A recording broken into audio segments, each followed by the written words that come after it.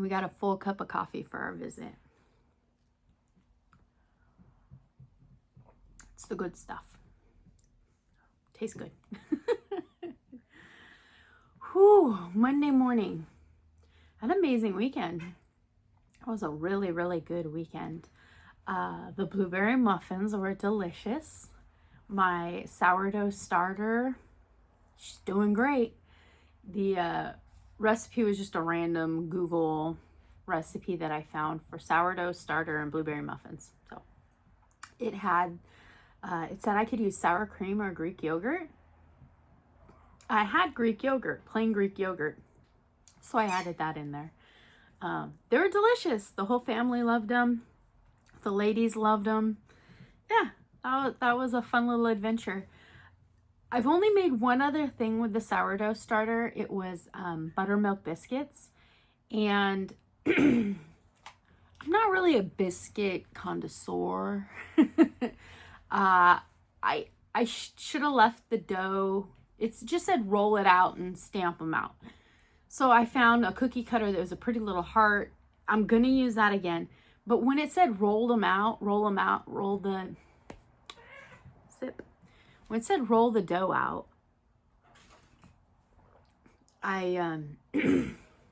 we can do better. So in the grocery delivery today, I went ahead and throw me some buttermilk so I can try again. Because tomorrow is 7 days. It'll be time to discard. I always want to say discord. Discard and then keep my half a cup and feed this sourdough again. So tomorrow, buttermilk biscuits. We live in the UPick, capital of America, right here in Oakley, California. And right now is strawberry season. So we have quite a few fields that have dedicated sections to UPick strawberries. And the masses come from all around to pick whatever is fresh and ready at the moment. So I'm thinking, since my niece is visiting, maybe I'll take that little strawberry out in a field and see how many she can pick. We can make some little strawberry shortcakes, biscuits, and strawberries and whipped cream. And I gotta sugar them up somehow. Enough of all that. What have I been doing with my yarn? So tonight I have an overnight. I have a day shift and an overnight shift. So I am packed for tonight. I am taking a sour cotton to make a sourdough. She doesn't make them in loaves. The woman that was making them for me before, she makes hers and they're round. So I think she still calls them loaves, but they're round. I found tons of patterns all over the interweb. I redesigned one. It was way too small, but it was cute and it was functional and it worked. So I'm going to make another one. I need 12 and a half inches for my bottom granny square. And then you do 4 triangle granny squares. You sew them up. You do 3 of them have, did 2 with loops and 2 with strings. So then you can tuck it under and then have a little handle. How did I do that? I'll get there when I get there. So I have plenty of cotton to go to my overnight with me. I like to take little handcrafted projects to my farm girl meetings to share with the sisters. And I found this cute little magnet at a client's house quite a few years ago, and I took a picture of it and never made it. I don't want to share too much, but I'll share with you guys. But it's used plastic canvas, and I need to take some yarn and go around my specially designed cutout for it. I will show you when it gets a little closer. So I'm going to work on those tonight. And then I dug out a dusty old whip. I was working on a filet crochet curtain for the bathroom, and it was 2 very Art Deco, Art Nouveau was the time period. It's got some daisies and some flourish. It looks very much like a stained glass window. I'm doing it in a green Aunt Lydia's Classic 10. So I've got those 3 projects going with me. It is a 12-hour overnight shift. So that is plenty of work to keep me busy. I'll do the fun little stuff and then I'll move into the classic 10. I'm taking my reading glasses with me. So I'm packed up for that. All of my other little projects for the week are golden. Yarn Chicken Wooblin' Wednesday, done. This week is our Granny Squares, done. And, oh, we've talked about it before quite a few times about how I lose my crojo when there's the pressure of a sale. How, I don't enjoy... I critique too much on the fine details of, then nobody else matters. Nobody, I know. It's a craft, it's an art. There's no logical explanation on why I am so not into selling what I make, that I like gifting what I make. Brings another layer of joy into it for me. So the farm girls work from a book. And in the book, it's a lot like the Girl Scouts. There are homesteading skills with 3 different levels: beginner, intermediate, and expert. And you accomplish the requirements on the skill topic, and you get little badges along the way. I print them out. I hang them on a cute little display, honeycomb looking display rack that I made. It's fun and games, nothing too serious. Well, sometimes it gets a little competitive, but that's fun and games too, right? So they came out with some new badges in the book.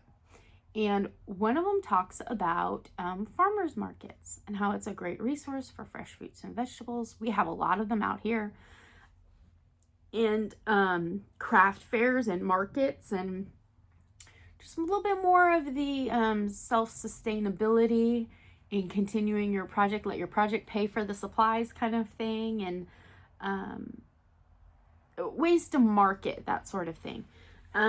So some of the ladies were talking, and they were saying that they're a part of a meeting hall that rents out spaces for different events. I think they were calling it Grange Hall. And how in November they have a fair, a craft fair, a market, what you got? What'd you make? And a great way to pick up Christmas gifts for friends and family. And there was a lot of positive encouragement for everyone to make what they like to make. It's 6 months away, so it's really not a lot of pressure. And I was thinking, you know what? I joined the fair. That was fun. I make and I make and I make, and I try to give away as much as I can in the little free library, or donations, or random acts of crochet kindness, or there's always a birthday, or one of the 3 kids is looking for something for somebody. The things leave my hands. But they're 6 months. I could come up with some few little things to kind of, put at a table, or maybe I can even have fun with it, and come up with some fun display, to kind of sit next to I don't know how much table space we'll have.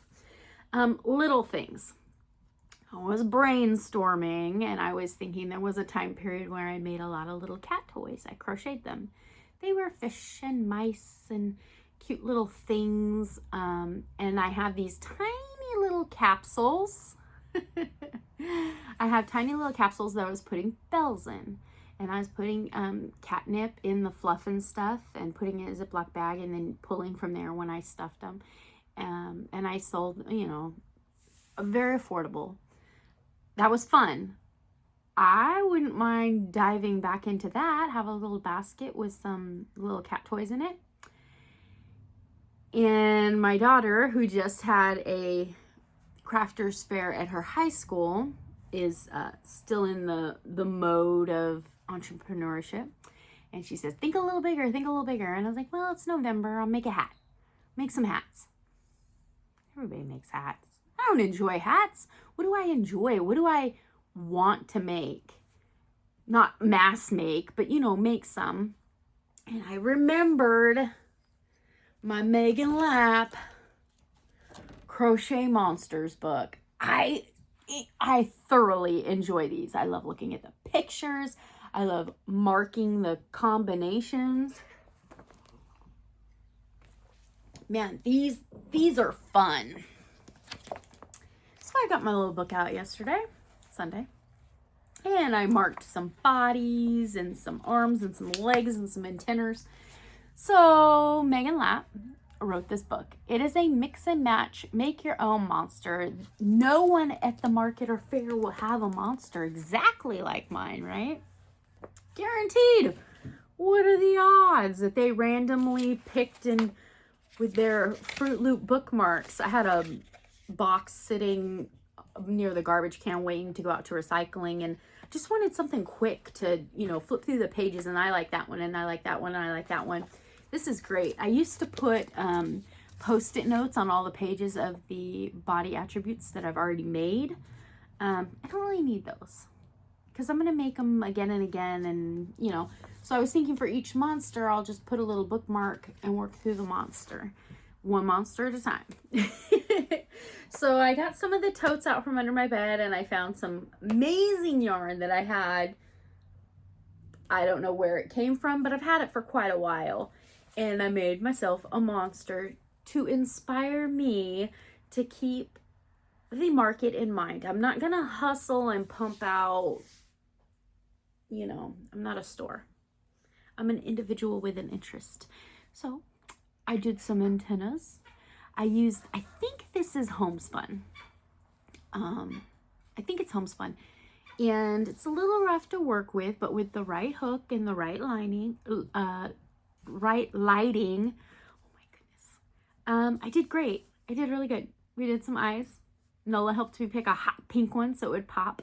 The homespun has a little blue, little purple, and mostly just turquoise in it. A bit of gray.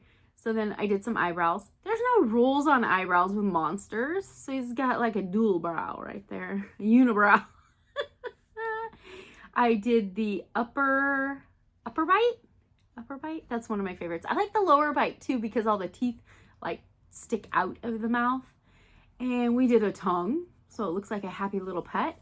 And blob body. Oh, I had so much fun making them. And if I had like a little display something, I think he's a good size. He is, let's see, 3, 6, 7 or 8 inches, give or take. He's got a nice little base on him. He sits. He's plush. And I remembered that when Heather, the Crochet Witch, was doing her animal auction, I donated a crochet monster, and I remember people really liking him. So I thought, you know what? Let's take a couple. I don't want to overdo it. Don't want no pressure. I don't want the fun to zap out of it. With 6 months and no pressure, this should be an enjoyable experience for me. So got a bunch of teeth in there. Got a happy little monster. Make a couple of those. I'll poke them aside.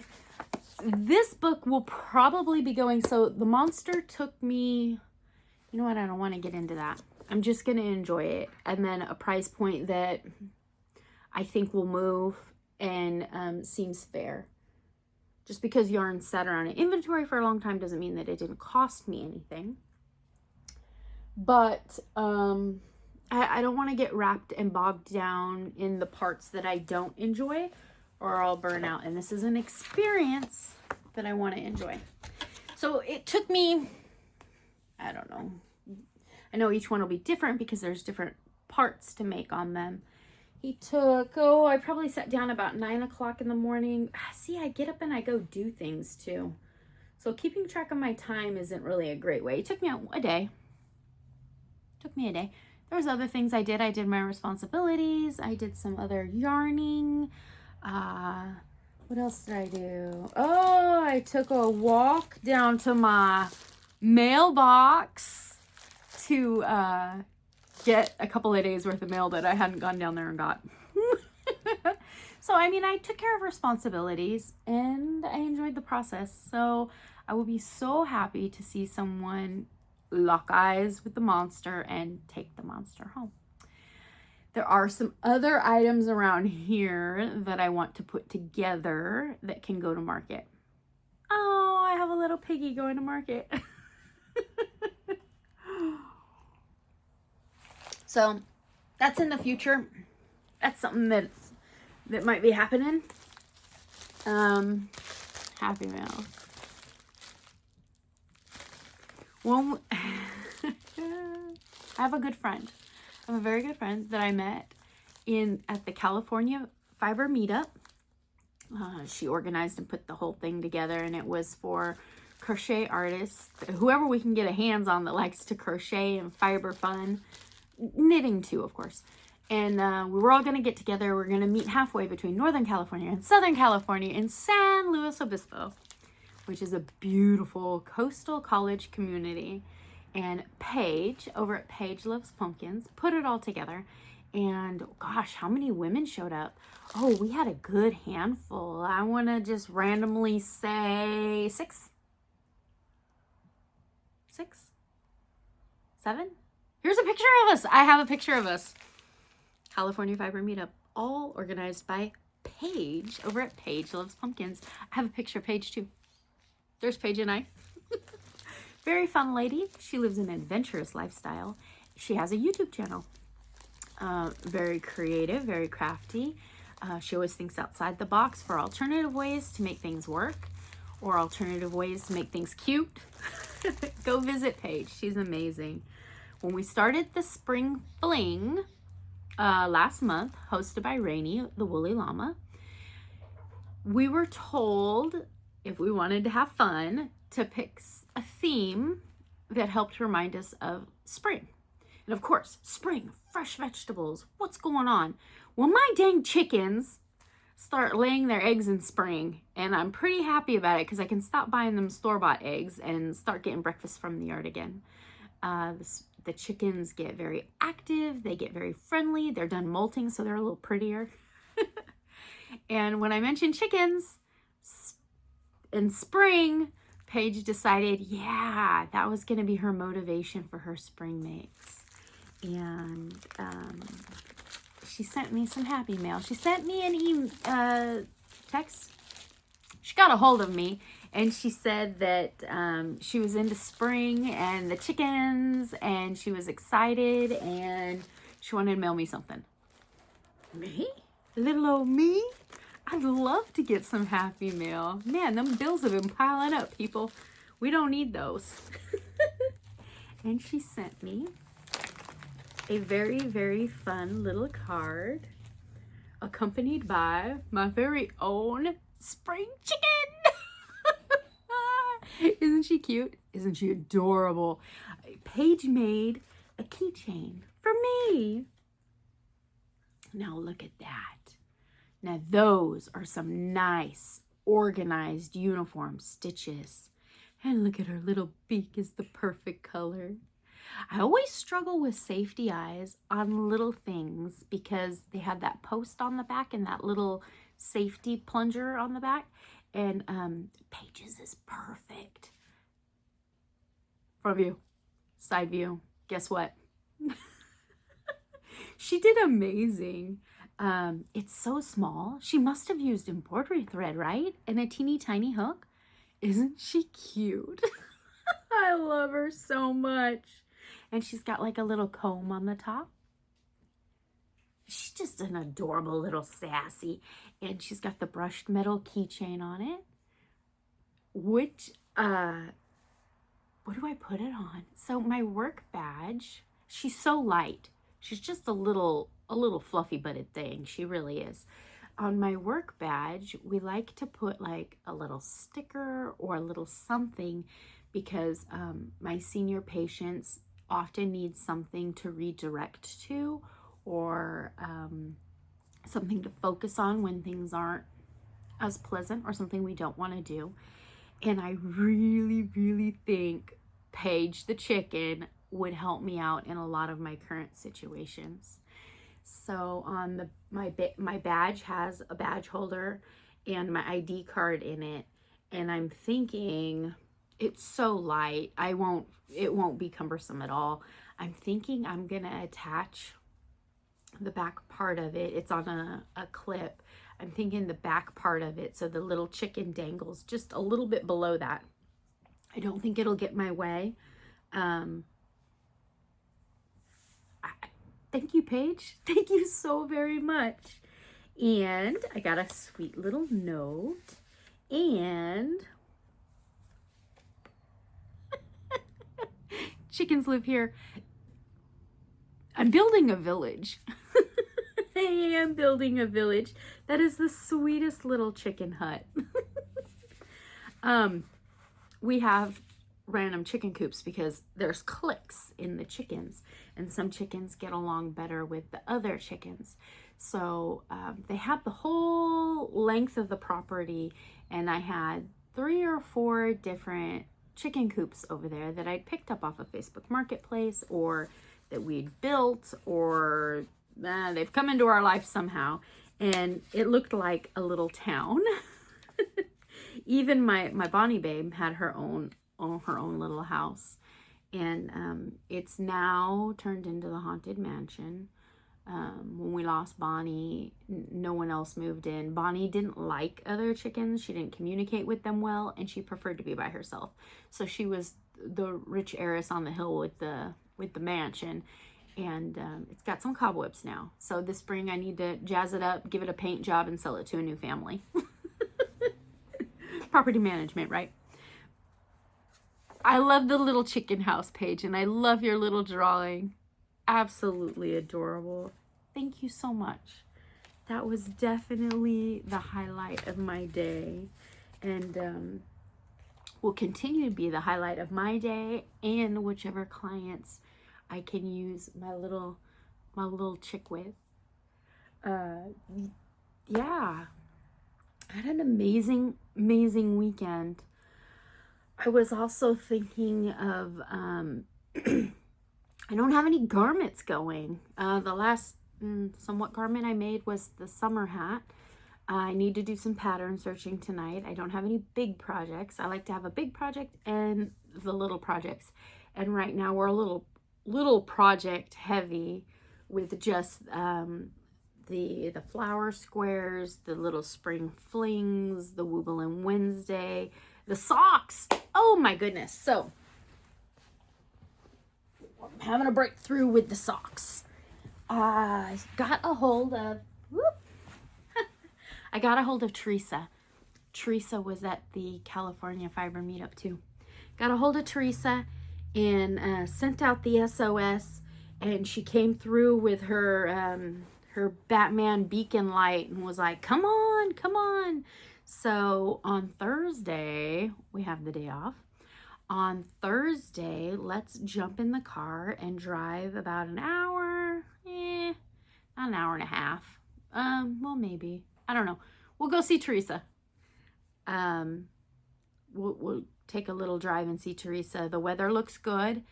Not that it matters to me. I love to drive. We'll take a road trip. We'll take the socks.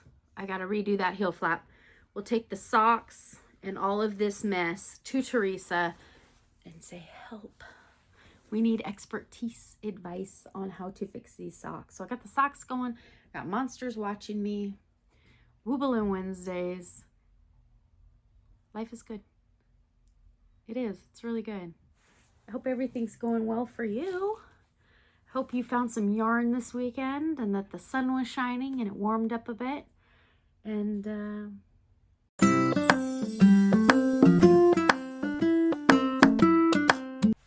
all right, well, we got cut off in the ending goodbye. I have an alarm set on my phone for 8:15 every morning to remind me to go feed my sourdough starter. And I better go do that. If I want to make biscuits tomorrow, I better feed the starter today. All right, I'll see you soon. Take care. Bye.